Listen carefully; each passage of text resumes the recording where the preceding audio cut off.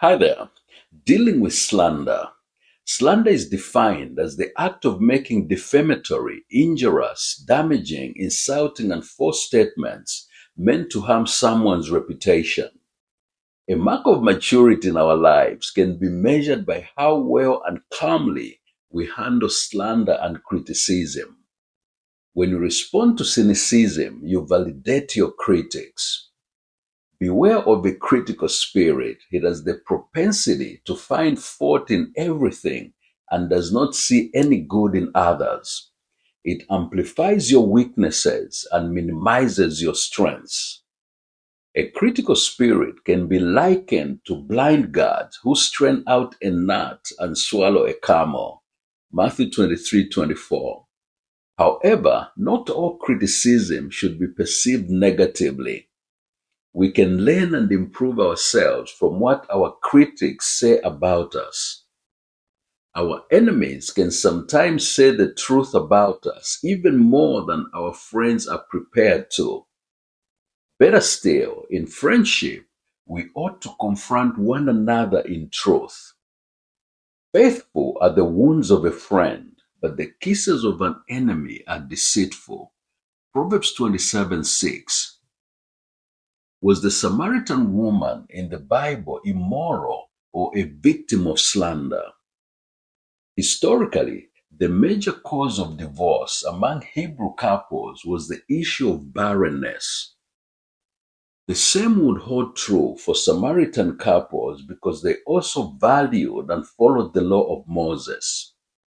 In spite of a husband loving his wife, if after a considerable time she was unable to present him with an heir, the man had the legal rights to issue her a certificate of divorce and send her away.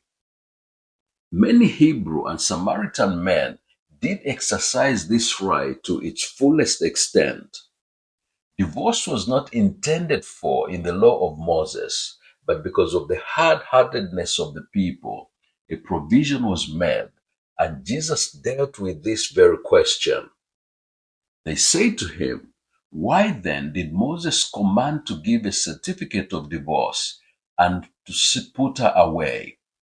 He said to them, "Moses, because of the hardness of your hearts, permitted you to divorce your wives, but from the beginning it was not so." Matthew 19:7-8. Therefore, it is more likely than not that it was her 5 husbands who had initiated the divorces by rejecting and sending her away to a life of shame.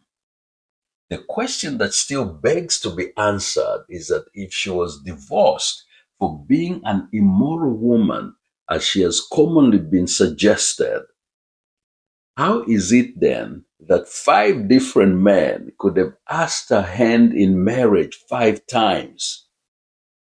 She must have had some good qualities in her that attracted all these men to commit in the first place.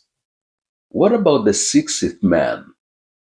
The Samaritan woman previously had 5 husbands, and the one she was with at that time of meeting Jesus at the well was not her husband either.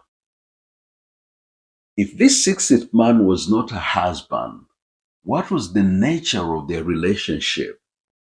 Jesus asked her to go and call her husband. In so doing, the Lord touched a sensitive nerve, brokenness, and shame in her life that needed healing beyond receiving eternal life. And Jesus plainly said that the one whom she was with was not her husband, and that she had spoken truly. He could have been a boyfriend or another man's husband, but there was no indication in the text that she had committed any sin. This 60th man, therefore, might have been her father, brother, or close relative with whom she stayed with after 5 failed marriages. Jesus did not say that she was committing any adultery with this man. Be blessed.